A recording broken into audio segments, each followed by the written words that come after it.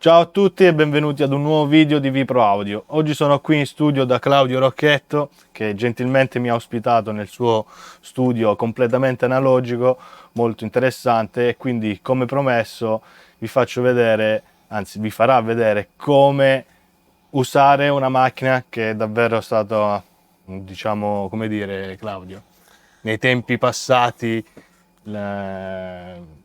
diciamo, una macchina che non poteva mancare in uno studio di registrazione, perché ovviamente prende il posto dei nuovi software odierni, quindi delle nuove DAW che ci sono in circolazione, da Pro Tools, Logic e quant'altro. Parliamo del registratore multitraccia a 24 piste del Soundcraft serie 760. Niente, parlaci tu un po', insomma, come l'hai utilizzato in questi anni, che cosa ti piace, cosa non ti piace, se la utilizzi ancora oggi nel 2023 o se è una macchina un po' obsoleta. Usarla oggi è un po' un problema anche per il costo dei nastri e tutto il resto. Cioè, c'è la manutenzione, c'è tutto un lavoro da fare. C'è tutto un lavoro, insomma, impegnativo che, diciamo, per le produzioni di oggi non avrebbe neanche senso. Okay. Però comunque ha il suo perché utilizzarla ancora ad oggi. Sì, perché la qualità del suono è diversa, chiaro. E ovviamente per noi amanti dell'audio si sente, tra virgolette, un suono, un qualcosa che passa nel mondo analogico, quindi dal banco, anche qui diciamo c'è un bel DDR, giusto? Che è un ottimo banco di manifattura inglese, se non erro. No, è olandese. Olandese, scusate. Ma interessante, quindi allegato appunto al registratore multitraccia della Soundcraft che ha qui in studio Claudio.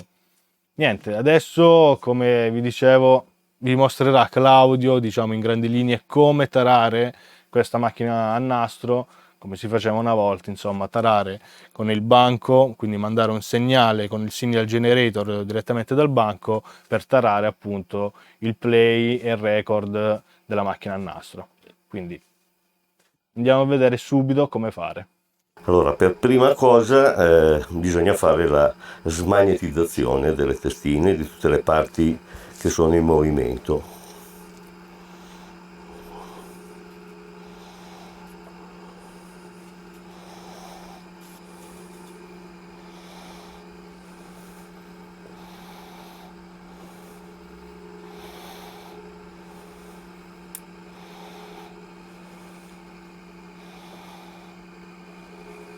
Che si smagnetizzano praticamente tutte le testine, tutte le parti metalliche dove scorre il nastro,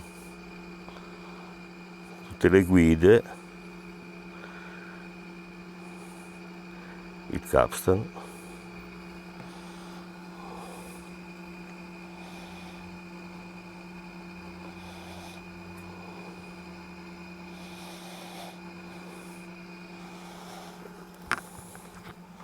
ok. Dopodiché bisogna mettere il nastro test per fare la taratura.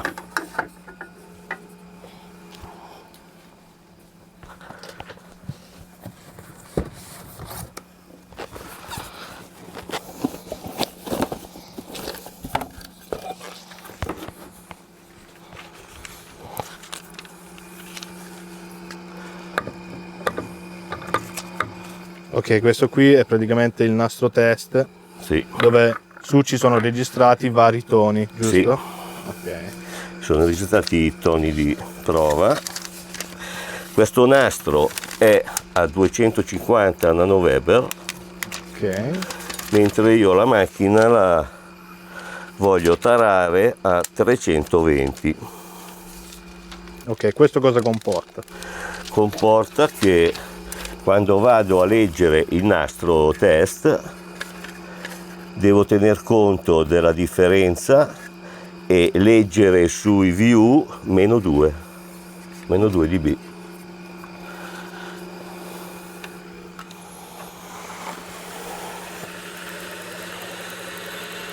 Adesso andiamo all'inizio del nastro. Ok, lo sbobiniamo per portarlo all'inizio in pratica.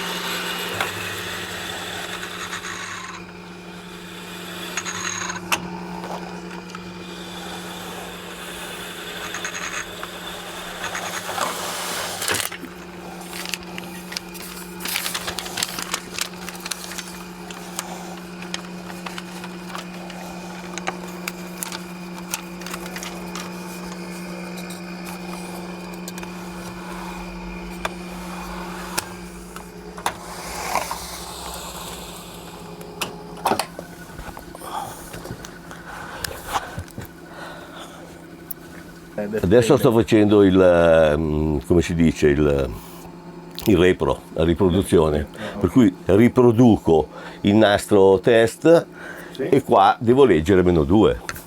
Ok? Perfetto. Quando vuoi, tanto io.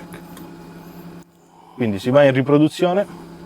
Si va in riproduzione e sul view devo leggere -2 come e regolo il gain riproduzione e vado a -2. Perfetto. Qui che tono c'è? Qui c'è un tono da 1 kHz. Ok, a 1 kHz c'è bisogno appunto di avere una riproduzione a -2. Sì. Adesso aspettiamo che il nastro riproduca i 10.000. Ecco, adesso sta riproducendo i 10.000 e come si vede dal view è sempre -2. A questo punto ho fatto la mia riproduzione. Tolgo il nastro di prova. Ok. Ovviamente i passaggi vanno fatti su tutte le piste. Adesso lo stiamo facendo solamente su una sola pista. Come dimostrazione. Esattamente. Quindi riavvolgiamo il nastro per toglierlo.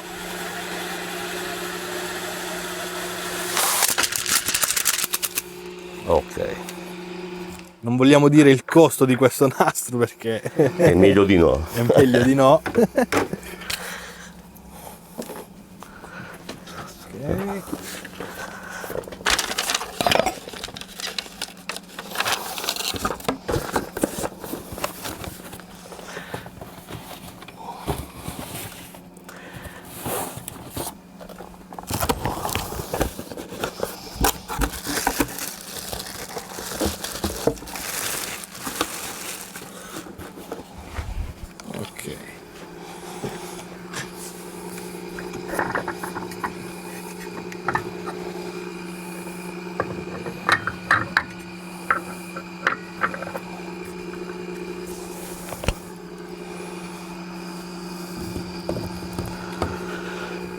Diciamo che è un lavoro che a tutti gli effetti è un lavoro. Beh sì, è un lavoro. A questo punto metto il nastro che devo usare, per cui questo è un SM 900, equivalente del 499 dell'Ampex, che non fanno più, però fanno l'SM 900 che è l'equivalente. Perché bisogna tener conto appunto anche di queste sigle sul nastro? Perché ogni nastro ha la sua formulazione e in base a quello dobbiamo tarare il bias. Ok. Allora, per tarare il bias dobbiamo mandare un segnale da 10.000 Hz. Ok. E questo lo mandiamo dal banco, quindi andiamo a vedere. L'8. Ok, abbiamo abilitato la mandata sull'uscita 8, patchata vabbè in Patch Bay, che va sul nostro nastro che va al canale 8. Ok. E per tarare il bias dobbiamo registrare questo segnale e fare in modo che il l'ago del view tocchi diciamo il livello massimo e si continua a regolare in senso orario fino a quando l'ago comincia a scendere. Per questo nastro deve scendere di 4 dB. Ok, la macchina deve essere in registrazione.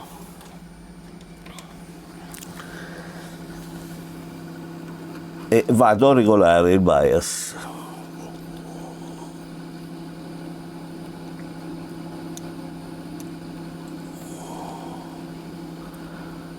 Regolo in senso antiorario fino a quando scende.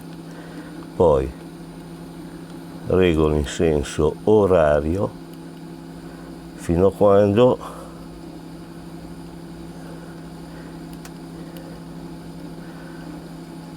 il view, diciamo che il punto massimo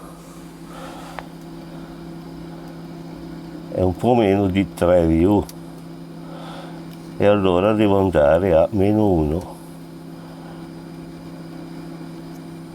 Ok, in questo modo è regolato il bias. Ok. Adesso hai mandato sempre un segnale dal banco Di 1000 Hz. di 1000 Hz. Adesso registriamo i 1000 Hz. Ok. Facciamo la regolazione della registrazione e dobbiamo ascoltare dobbiamo vedere quello che stiamo registrando, per cui dalla testina di registrazione, cioè di riproduzione. Il segnale è a 0.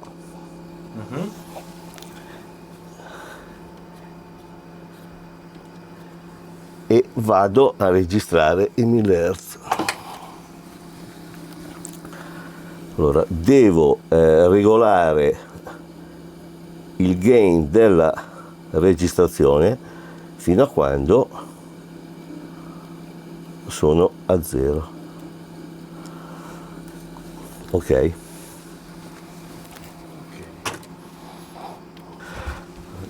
Adesso registro anche le altre frequenze, registro i 10.000.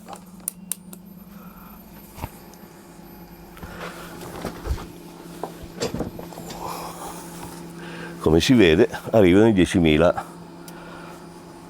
al registratore e li registro regolando la registrazione alle altre frequenze. Fino ad arrivare a 0. Ok. Perfetto. Quindi diciamo che così praticamente abbiamo tarato tutta la macchina su queste frequenze campione, insomma. Chiaro. Poi questa procedura va fatta per tutte le tracce, chiaramente. Ovviamente. E la macchina è pronta per registrare. Perfetto. Bellissimo video, insomma, da rivedere più volte per capire il procedimento, però è interessante.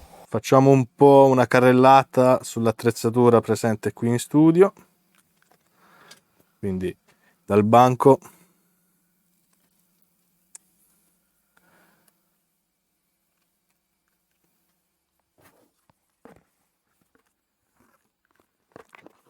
fino a tutte le outboard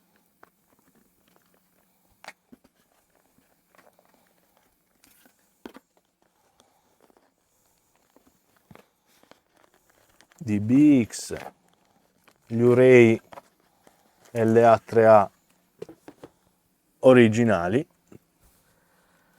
Magari adesso ci facciamo anche dire un po' dove li utilizza, su quali sorgenti audio, comunque su quale tracce audio li utilizza Claudio. Diciamo, questo è tutto il rack dei compressori, quindi tutta la gestione della dinamica. E questi qua è tutta l'effettistica, giusto? Sì, a parte i primi tre, i primi tre sono tutti compressori. Ok. Il resto sono effetti. Vabbè, e qui abbiamo il registratore a nastro. Ok, dopo le outboard gli ascolti sono Tannoy per ciò che riguarda i far field dello studio e diciamo per i near field classiche Yamaha NS10. E questo è quanto, ragazzi.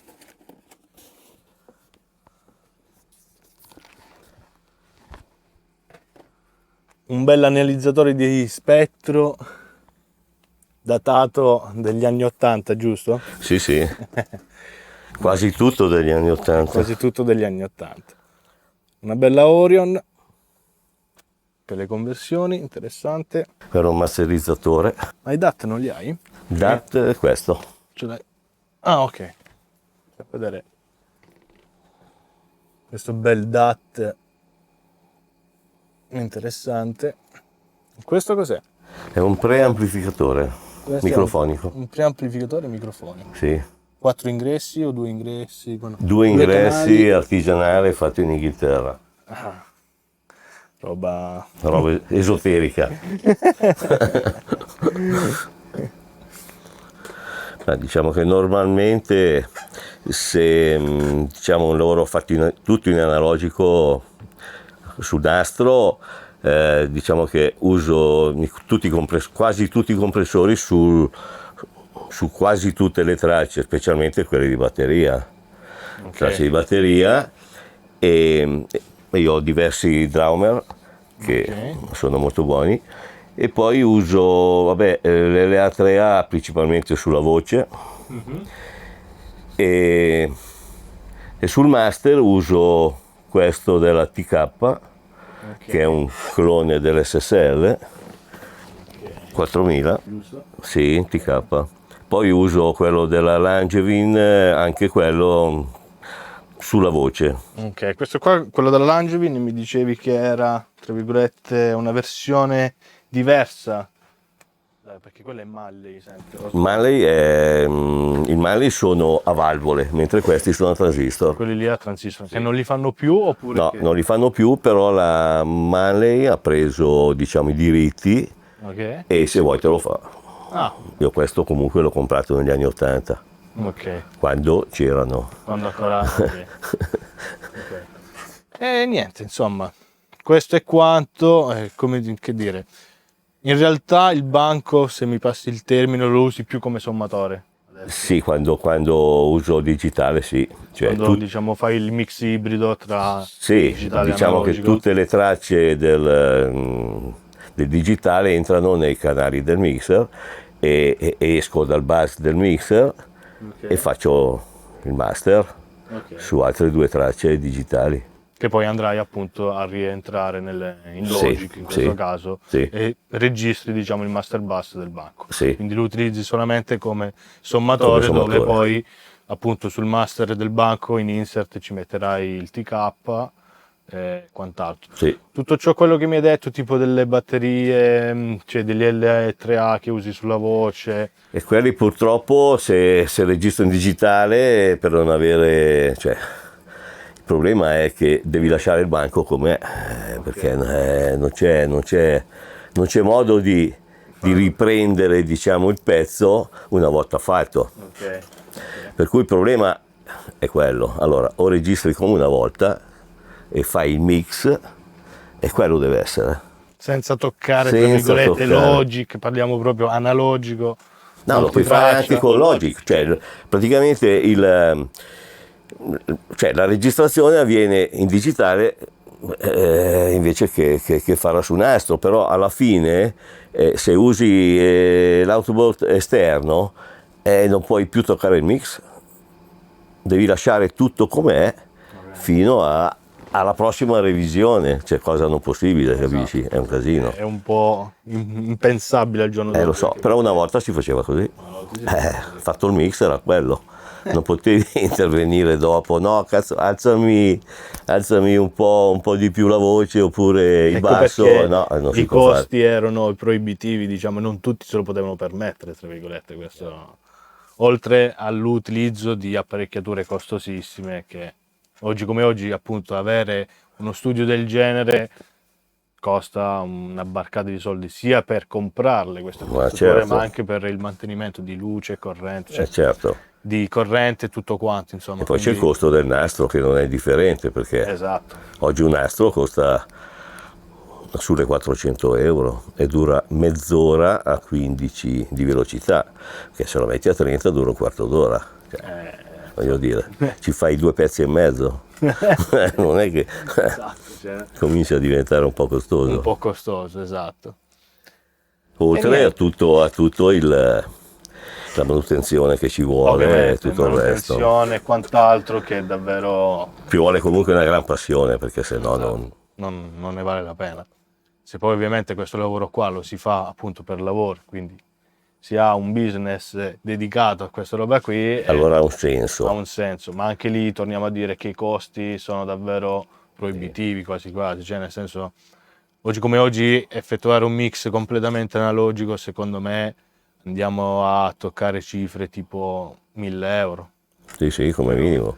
Però senza parlare poi scusami Claudio, senza parlare poi del recall, quindi nel momento in cui ok, mandiamo il mix fuori, ci piace, poi magari fra un mese vogliamo riaprirlo, quello ha un ulteriore costo, perché stai lì a rimettere tutto com'era. Ci vuole un bel po' di tempo. Un bel po' di tempo. E non sempre si riesce a trovare... Ovviamente ogni volta che si fa il recall il mix suonerà sempre diverso. Sempre diversamente, chiaramente. Per quanto preciso tu lo possa fare, non sarà mai uguale. Non sarà mai uguale. Chiaro. E niente, questo è quanto, e quindi ringraziamo Claudio per averci appunto ospitato qui, per aver ospitato Vipro Audio nel suo studio. È stato davvero un piacere, spero che il video vi sia piaciuto e che insomma sia utile. Comunque solo un pazzo come me che lo fa per hobby.